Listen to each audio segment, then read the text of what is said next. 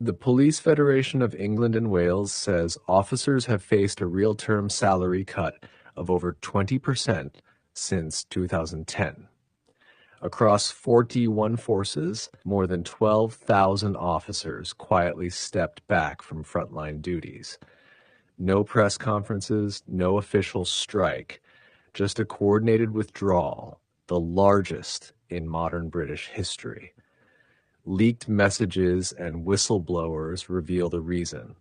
Officers are being forced to absorb migrant-related violence the government refuses to confront.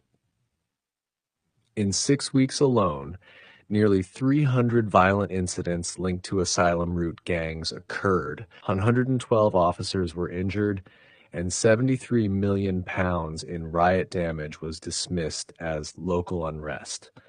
Local officers call it a national breakdown. The most explosive issue isn't crime, it's politics. Documents leaked from several forces suggest Downing Street pressured commanders to avoid aggressive arrests of migrant offenders to prevent political fallout.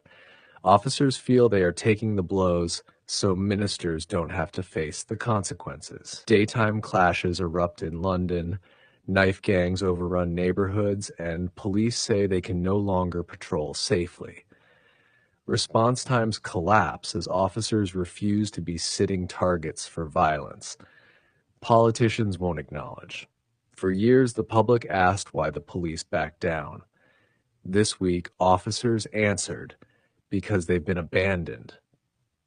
If farmers are fined for protesting, drivers penalized for minor infractions, but migrant-linked offenders are tiptoed around for political optics. Who exactly is the government protecting?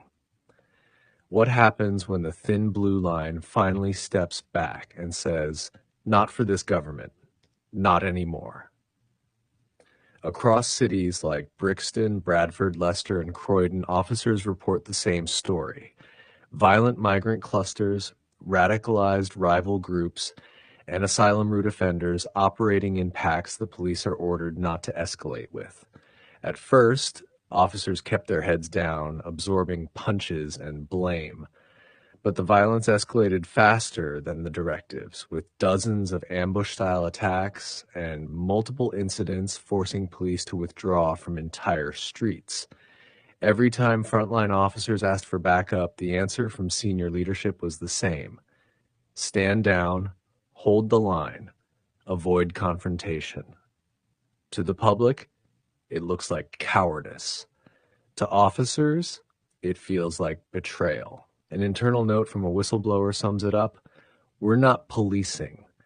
We're absorbing damage so the Home Office doesn't have to admit the scale of the problem. And when officers realized they weren't there to protect the public but political optics, that was the spark for the quiet walkout, force by force, across the country.